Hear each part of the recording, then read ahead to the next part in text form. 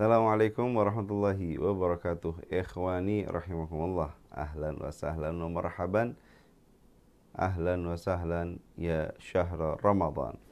Ikhwan rahimakumullah, mudah-mudahan semuanya kita dalam keadaan yang baik-baik saja dan semoga semua kita mendapatkan naungan rahmatnya Allah, kasih sayangnya Allah subhanahu wa ta'ala. Amin ya rabbal alamin. Ikhwani rahimakumullah. Di pertemuan kita kali ini kita akan ngebahas tentang seorang khalifatul Rasulullah, ya, seorang presidennya orang Islam, masya Allah, di zamannya, yaitu Sayyidina Umar bin Abdul Aziz, di mana beliau, ya, adalah cucu daripada Sayyidina Umar bin Khattab radhiyallahu taala anhu. Ya. Masya Allah, ibu beliau adalah putri daripada Sayyidina Asim bin Umar bin Khattab radhiyallahu taala anhu. Jadi ceritanya Sayyidina Asim sebelum, ya, menikah dengan seorang wanita yang dijuluki sebagai Ummu Asim. Nah, wanita tersebut ini, ya,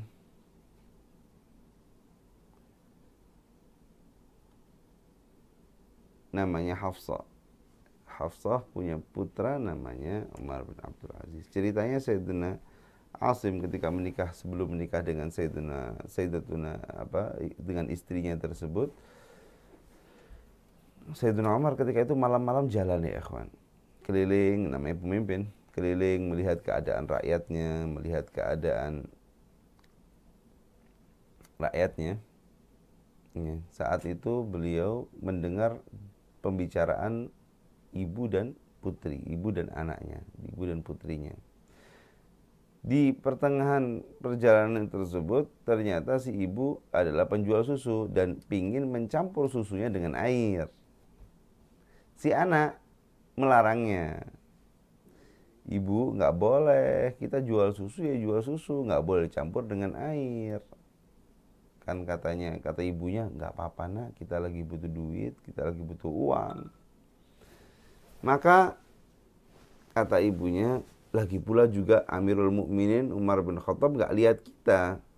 Katanya beliau, katanya si anak tersebut, iya bu, Amirul Mukminin gak lihat kita, tapi Tuhannya Amirul Mukminin, Tuhan kita semua, Allah Jalla Jalaluhu wa ta'ala ta'zamatu, lihat kita, lihat kecurangan kita, lihat ketidak sportifan kita, di mana kita menjual apa? Menjual susu dicampur dengan air. Nah, di situ Sayyidina Umar bin Khattab radhiyallahu ta'ala anhu langsung pulang ke rumahnya, menunjuk Sayyidina Asim. Ya, ada riwayat juga yang mengatakan siapa yang mau saya nikahkan.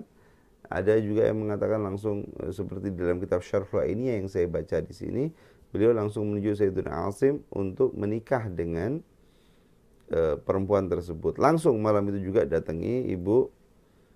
Saya tadi mendengar percakapan ibu dengan putri ibu dan lain sebagainya, maka saya ingin nikahkan, ya, putri ibu ini dengan putra saya ini dengan putri ibu. Masya Allah, jadi besan deh. Ya. Subhanallah, jadi anaknya pedagang susu, subhanallah, karena salehahnya, karena takutnya sama Allah, dijadikan mantu oleh presiden. Masya Allah, tabarakallah. Nah, dari hasil pernikahan keduanya ini lahirlah seorang putri bernama Hafsah. Nah, dari putri Hafsah ini lahirlah Umar bin Abdul Aziz. Hafsah nikah dengan Abdul Aziz, ya, sehingga dari pernikahan berdua tersebut muncullah ini Umar bin Abdul Aziz, seorang imam, seorang khalifah yang terkenal adil, seorang khalifah yang terkenal zuhudnya dalam dunia dan lain sebagainya. Ketika beliau diangkat menjadi presidennya orang Islam, wow, beliau seperti adatnya disediakan kuda, ya. Disediakan kuda seperti adatnya khalifah-khalifah yang lain. Sama disediakan khalifah sebelumnya, kecuali khalifah sebelumnya, ya. Sama disediakan orang yang ada di samping-sampingnya tadi ini yang mengiringi gitu, yang bawain air yang ini. Ketika dinaikkan kuda beliau nggak mau, enggak. Kudanya taruh, naik baglah, ya, naik kendaraannya beliau sendiri. Iya. Apa? Keledainya sendiri. Dinaiki keledainya sendiri. Yang bawa air ikut di sampingnya, udah inti di sana. Ana ini sama seperti orang Islam biasanya. Ana rajulun minal muslimin, kata beliau. Aku adalah salah seorang daripada orang muslimin. Gak perlu antum kawal ana untuk bawain air dan lain sebagainya. Pergi, subhanallah, ya. Jalan ke masjid. Beliau khutbah di masjid. Hai kaum muslimin, aku sekarang dipilih untuk menjadi khalifah, sedangkan ya tidak ada musyawarah, tidak ada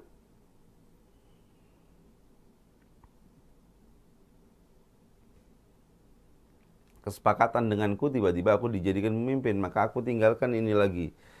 Kepemimpinan ini fadhol, silahkan buat antum semuanya. Subhanallah. Ya.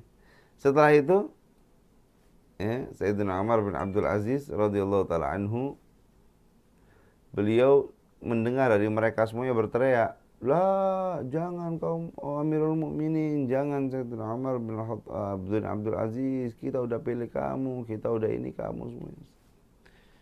Ya akhir, kata beliau, siap kalau memang ini sudah aku dipilih oleh kalian semua atas dasar ridho daripada kalian semua, ketahuilah tidak ada ketaatan kepadaku saat aku bermaksiat kepada Allah Subhanahu wa taala. Ketika aku di situ ada kemaksiatan aku jalani, maka kalian enggak wajib taat kepadaku.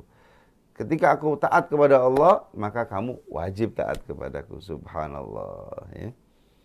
Bagaimana kita lihat tawadhu beliau di posisi yang seperti itu, ya, beliau masih tawadhu. Kemudian beliau hendak melepas jabatannya, tapi karena terpaksa, maka menjabatlah beliau gitu loh.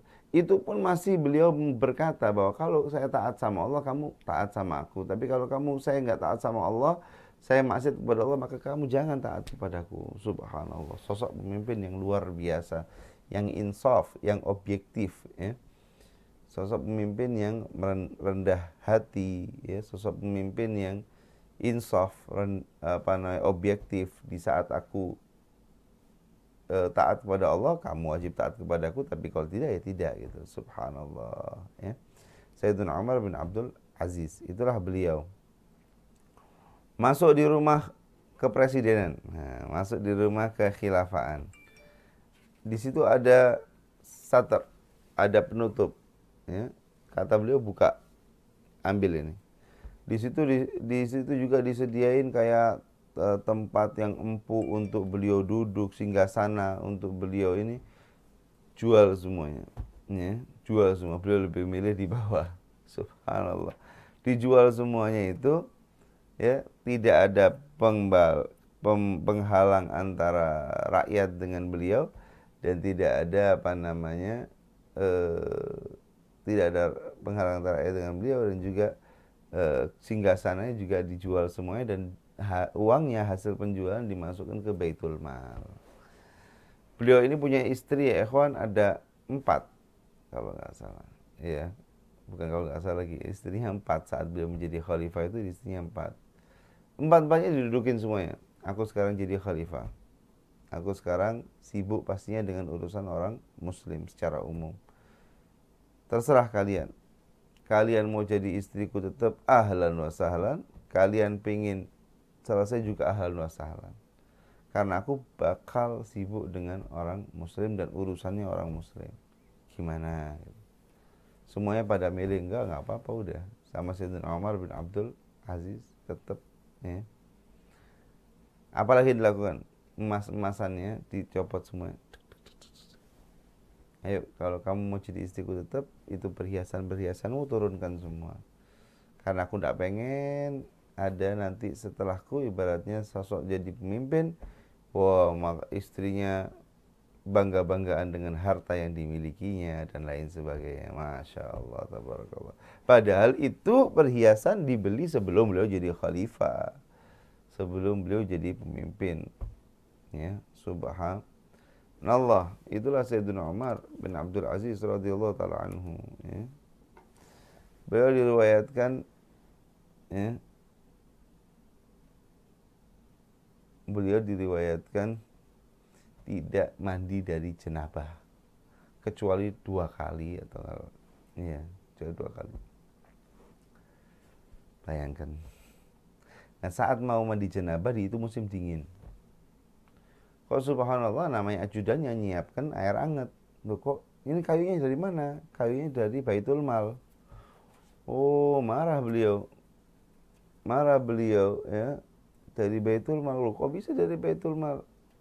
Bayar dulu ya, jangan ngambilkan buat saya dari kas negara.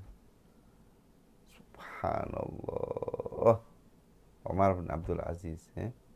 Sampai diriwayatkan ya, Sayyidina Umar bin Abdul Aziz ya, saat keadilan beliau tadi ini, adilnya beliau, sempat suatu saat kaum muslimin waktu itu ingin melebarkan sayap kan gitu, masuk ke suatu negeri tanpa ada ngomong. Kalau biasanya kita kalau orang Islam itu mau perang, kirim surat dulu ke mana namanya, ke pemimpinnya, aslim taslam, masuk Islam kamu akan selamat gitu lah.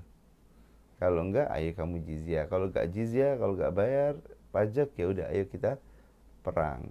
Nah, di situ suatu saat di zaman Sayyidina Umar bin Abdul Aziz, tiba-tiba ada kaum muslimin yang diperintah oleh Sayyidina Umar bin Abdul Aziz untuk perluasan daerah, tapi nggak pakai kirim surat dulu, langsung hujum, langsung menyerang gitu. Kalah mereka tanpa ada persiapan perang. Wah, satu dari mereka langsung, ini nggak benar nih cara perang yang seperti ini. Berangkat ke Madinah ya, mencari Sayyidina Umar bin Abdul Aziz, mencari khalifahnya, pemimpin ini siapa. Dilihati pemimpinnya ini, dipikir orang yang gimana gitu, ternyata mudah ditemui. Pimpinnya orang muslim ini mudah ditemui. Loh, mau pengen khalifah ini, khalifah lagi duduk. Loh, kamu pemimpinnya orang? Iya, kenapa? Akhirnya dia cerita, orang Islam datang ke tempat kita nggak pakai itu, langsung tiba-tiba menyerang. Oh, seperti itu, tulis surat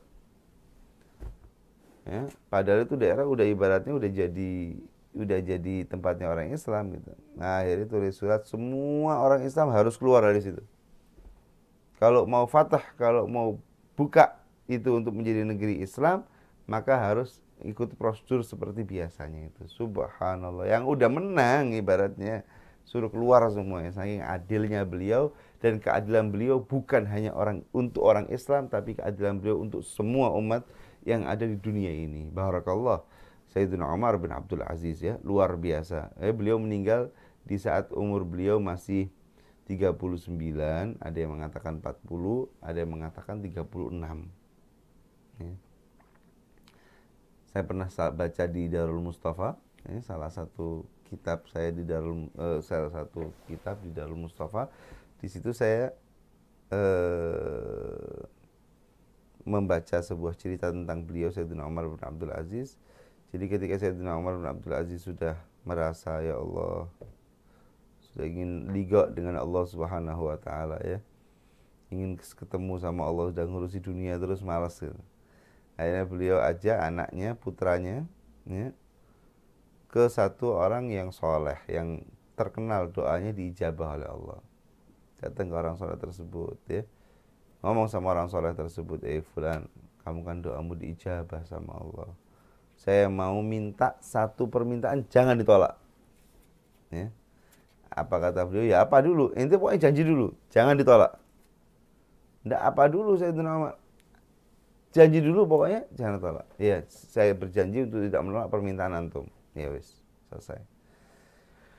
Akhirnya beliau minta, doakan saya meninggal dunia, saya sama putra saya ini ya. Karena kalau saya meninggal, putra saya masih ada, akan takutnya jadi fitnah nanti. Doakan saya meninggal sama putra saya ini meninggal. Loh, kok gitu? Gak boleh nolak. Doa akhirnya, subhanallah. Ya Allah, ini Sayyidina Umar bin Abdul Aziz sudah pengen, akhirnya doa meninggal beliau sama anaknya, sama dianya juga, sama orang soleh itu juga ingin meninggal. Subhanallah, ketika berdoa, ya semuanya qadar Allah ya, semuanya kudratullah, semuanya ajal, tidak ada yang tahu kecuali Allah.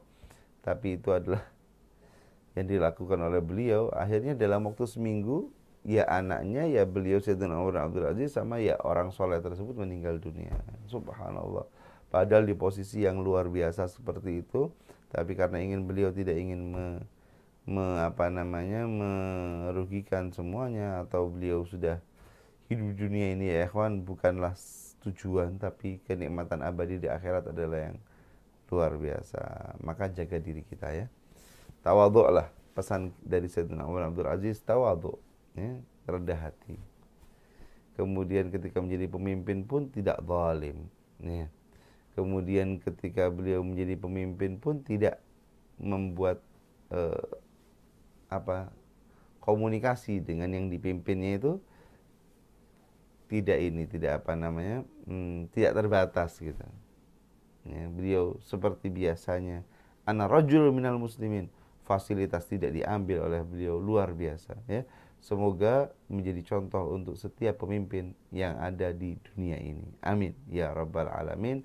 Dan wabil khusus negara Kesatuan Republik Indonesia, semoga setiap pemimpinnya mendapatkan akhlak yang mulia seperti akhlaknya Sayyidina Umar bin Abdul Aziz. Amin ya rabbal alamin. Barakallahu fikum jami'an. Assalamualaikum warahmatullahi wabarakatuh.